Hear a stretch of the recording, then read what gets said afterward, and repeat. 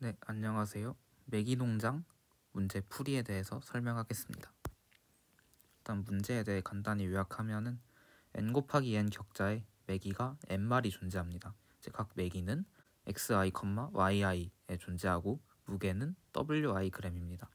이제 잡을 수 있는 매기의 최대 무게 합을 구하는 건데요.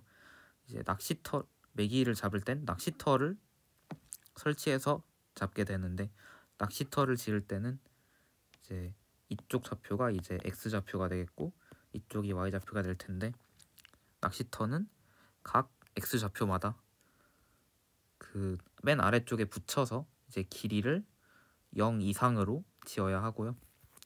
이제 예를 들어서 이런 식으로 낚시터를 짓게 된다면 낚시터의 옆에 존재하는, 그러니까 바로 왼쪽 칸 또는 바로 오른쪽 칸에 낚시터가 존재하고 또한 낚시터에 가려지지 않은 이런 매기들을 잡을 수 있게 됩니다. 그래서 이 예제 그림과 같은 경우에는 최대로 무게 합을 많이 잡게 되는 경우는 무게가 5짜리인 매기와 3짜리인 매기를 이런 식으로 동시에 잡는 것이 최적이어서 답이 8이 되게 되고요.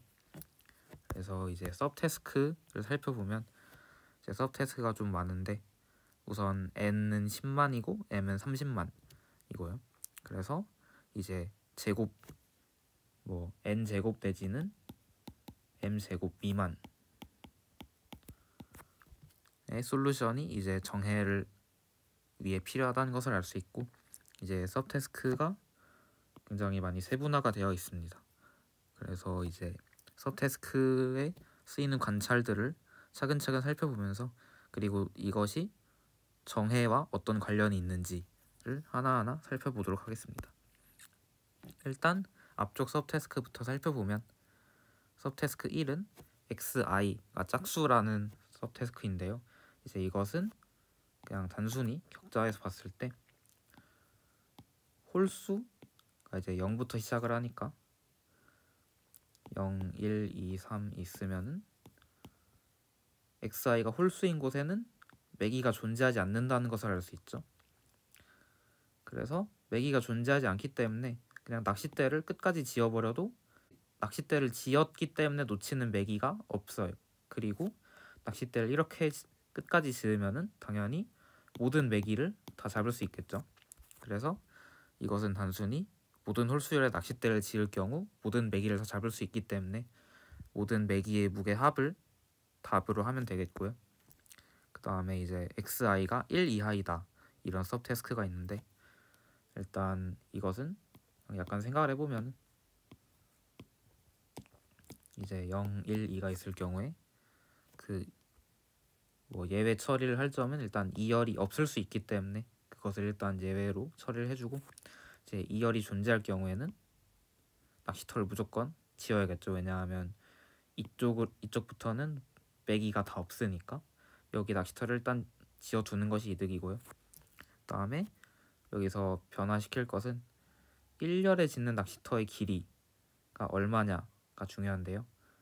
왜냐하면 이제 0열에는 낚시터를 지어봤자 아무런 이득이 없어요. 왜냐하면 여기 낚시터를 짓든 짓지 않든 어차피 1열에 있는 매기는 여기 때문에 다 잡을 수 있기 때문에 0열에는 낚시터를 굳이 지을 이유가 없고, 이제 1열에 낚시터를 짓게 되는 경우엔 어디까지 지었다 하면은 이제 매기를 여기 있는 매기랑 여기 있는 매기를 잡을 수 있게 되겠죠.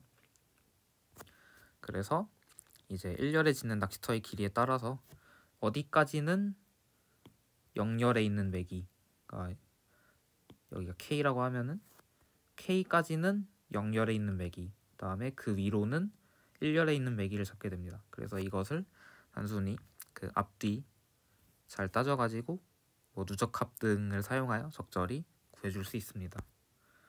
그래서 이런 식으로 기본적인 서브태스크를 풀 수 있고, 이제 서브태스크 3, 4, 7은 어떤 서브태스크였냐면 이제 yi가 0이다, yin이 300이하이고 yi가 8 이하이다, 간결에는 최대 2마리의 매기가 있다, 이런 식으로 뭔가 yi가 작거나 그 각 열에 있는 매기 수에 제한이 걸려 있는 그런 서브태스크인데, 이거 같은 경우는 여기 써 있는 아래와 같은 DP 정의로 해결을 할 수 있습니다. 이제 DIXY는 0열부터 I열까지 결정했는데 이제 마지막 두 열에 지은 I-1열과 I열에 지은 낚시터의 길이가 각각 X랑 Y일 때 얘는 X짜리고 얘는 Y짜리 낚시터일 때 이제 매기 무게의 최대 총합인데 여기까지 잡은 매기 무게의 최대 총합입니다. 그래서 이제 여기가 I-1열까지인 이유는 이제 I열에 있는 매기는 아직 미결정이에요. 결정이 안 됐어요.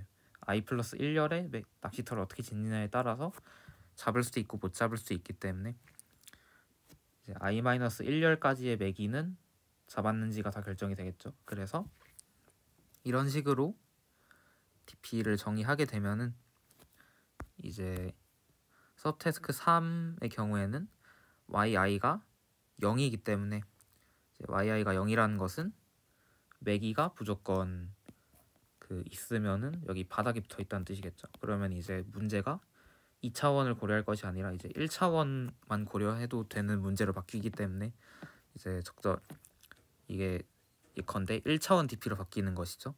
그래서 이런 식으로 서브태스크 3을 풀 수 있고 이제 서브태스크 4 역시 YI가 그렇게 높지 않기 때문에 바닥 언저리 붙어 있기 때문에 아까 봤던 식에서 이제 XY 그러니까 여기가 이제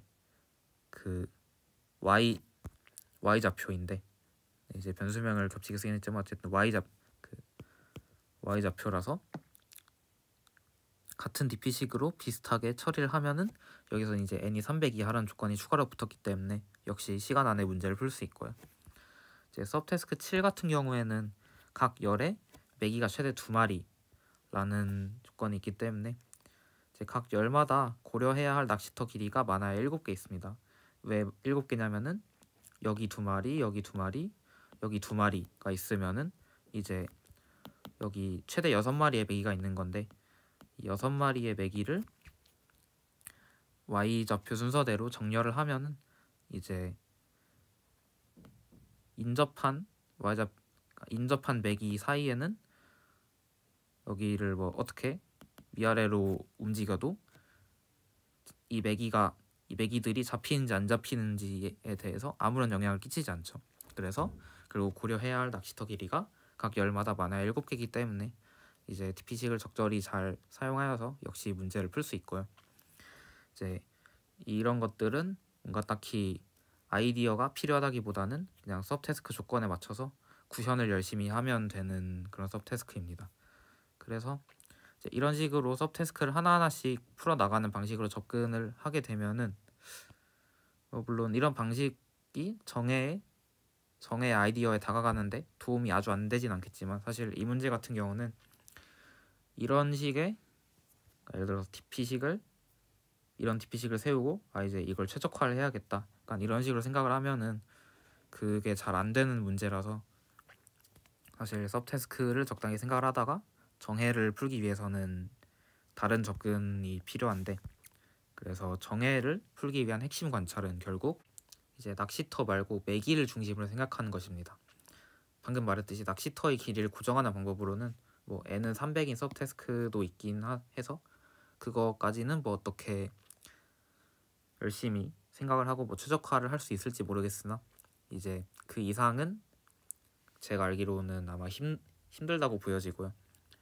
그래서 이제 정해의 관찰은 결국 매기를 중심으로 생각하는 것입니다.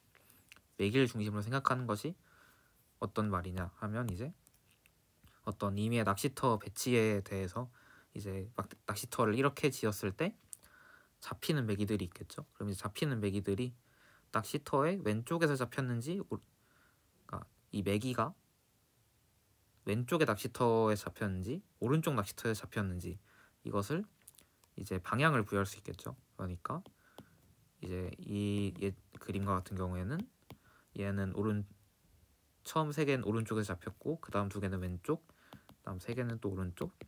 이제 그 다음에 여기 이제 양쪽 낚시터에서 모두 잡힐 수 있는 매기가 있는데 이것은 이제 방향 설정을 주의 깊게 해줘야 되기 때문에 나중에 설명을 드리도록 하겠고, 일단 지금은 왼쪽에서 잡혔다고 생각을 합시다. 그래서 이런 식으로 각 매기에 방향을 부여합니다. 방향을 부여하고 나서 이제 낚시터의 테두리를 왼쪽부터 오른쪽까지 따라간다고 생각해 볼게요. 그러면 이제 잡힌 매기들이 이제 순서가 생겨요. 어떤 순서가 생기냐면 이런 식으로 테두리를 따라가면서 매기를 만나는 순서대로, 그래서 이제 말하자면 여기 오른쪽에 매기가 있으니까 얘를 처음 만나고, 그 다음에 만나는 매기는 여기 있는 오른쪽 매기, 그 다음에 여기 있는 오른쪽 매기를 만나고, 낚시터 맨 위를 돌아 내려가면서 이제 왼쪽 매기를 하나 만나고, 이런 식으로 모든 매기들의 순서 관계를 부여할 수 있어요.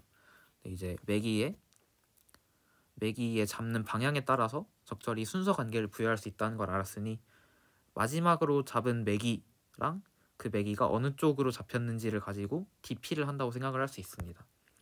네, 그래서 이제 DP를 할 때 인접한 두 매기의 방향에 따라서 그 어떤 매기가 이 매기의 바로 전에 잡혔을 수 있는가, 즉 바로 전 매기가 될 수 있는 범위가 정해진다고 생각할 수 있는데요. 이제 케이스 분석을 간단히 해보면은 L 다음에 L이 되는 경우, R 다음에 L이 되는 경우, L 다음에 R이 되는 경우, R 다음에 R이 되는 경우가 있습니다. 이제 일단 공통적으로 관찰할 점이 네 경우 모두 이제 I열이라고 하면은 I-2열부터는 무조건 가능해요. 왜냐하면 그냥 그 매기가 뭐 왼쪽에서 잡혔든 오른쪽에서 잡혔든 그냥 I-1열에 낚시터를 그냥 지으면은 무조건 그 다음 매기가 얘가 되도록 할 수 있겠죠. 그래서 이제 일단 I-2열까지는 모두 가능한 것으로 생각을 하고, 그 다음에 이제 중요한 것이 I-1열 또는 I열에 바로 전 매기가 있을 수 있느냐라는 건데, 이제 그것은 낚시터의 모양을 생각해 보면은 그 범위를 정확히 정할 수 있고요. 이제 간단하게 살펴보면은, 그래서 이거는 이제 L이니까 왼쪽에 낚시터가 이렇게 있었겠죠. 왼쪽에 낚시터가 이렇게 있었을 거니까 이제 바로 전 매기가, 예를 들어서 뭐 바로 전 매기도 이제 L이기 때문에 여기 있었다 하면은 낚시터가 여기까지 있었으면 되는 거예요. 이런 식으로 LL은 여기 있어도 되고, 아니면 뭐 바로 전 매기가 여기 있었다 하면은 낚시터를 이렇게 짓고 이렇게 지으면 되니까 여기에 L이 있었다고 해도 마찬가지로 전이가 가능하고요. 근데 이제 반대로 예를 들어서 이게 이렇게 있었다 하면은 낚시터가 일단 이렇게 잡혀 있었어야 이 매개를 잡을 수 있는데, 그다음에 얘를 또 왼쪽에서 잡으려면은 이 낚시터가 얘를 가려버리잖아요. 이렇게 가려버리기 때문에 이 여기 하얀 칸에서는 L 다음에 L로 전이를 할 수가 없어요. 그래서 이런 식으로 L 범위를 정해주게 되고, 이제 비슷한 전개 과정으로 이제 R에서 L로 가는 거랑 L에서 R로 가는 거랑 R에서 R로 가는 것도 다 범위를 정확히 정해줄 수 있는데, 이제 여기서 약간 유의해야 할 점이 여기 별표 친 두 칸이 있거든요. 이 별표 친 두 개의 칸은 그냥 단순히 생각을 하면은 이게 여기서 전이를 할 수 있다고 착각을 할 수가 있어요.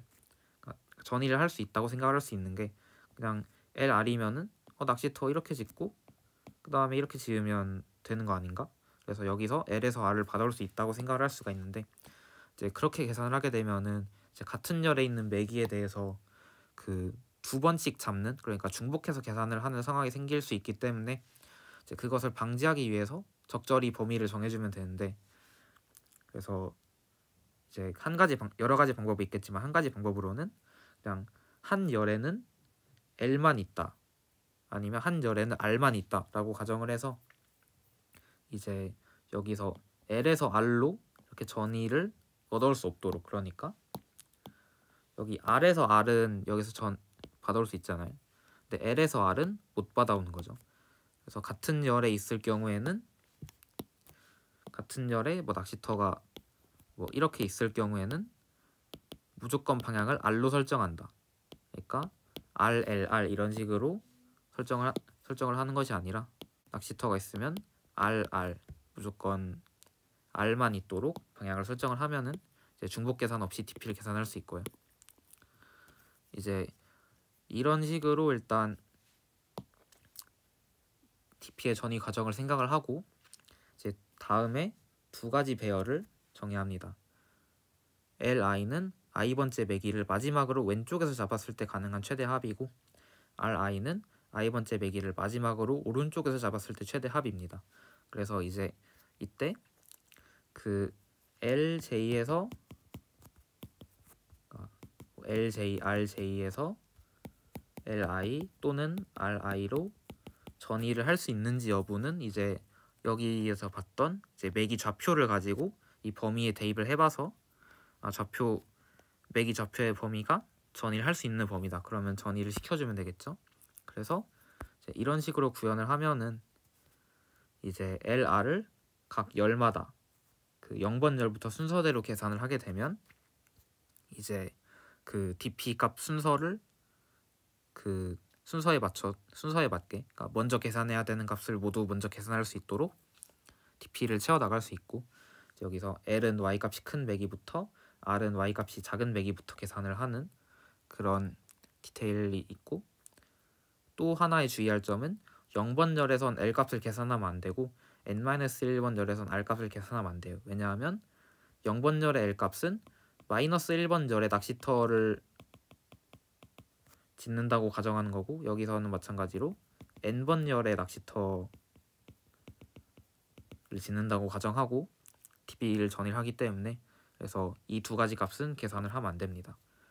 이런 걸 주의해주면은 이제 n제곱 코드를 매우 간단하게 작성을 할 수가 있어요.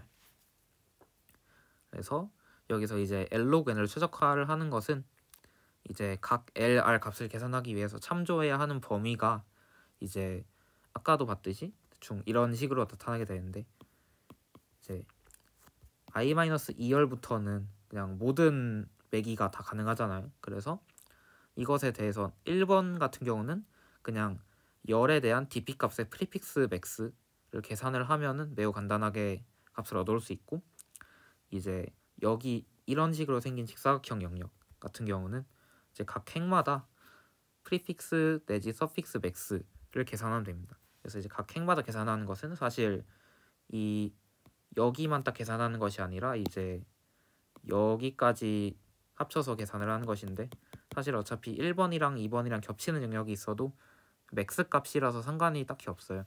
그래서 이런 식으로 그냥 이제 각 행마다 이제 이 축에 대한 그 프리픽스, 서픽스, 맥스를 계산하는 자료 구조를 이제 두게 된다면 문제를 해결할 수 있고 아니면 뭐 y좌표에 대해서 세그먼트 트리를 단순히 계산을 해주어도 됩니다. 그래서 이제 오더 L로그 N 코드 역시 적당한 최적화를 그리 어렵지 않은 최적화를 통해서 n제곱 코드로부터 쉽게 얻어낼 수 있어요. 그래서 이 문제에서 가장 중요한 거는 이제 매기에 방향을 부여하고 그 방향에 따라 순서를 부여하는 그런 식의 관찰이 가장 중요한 문제라고 할 수 있습니다. 이제 풀이 설명은 여기까지입니다. 감사합니다.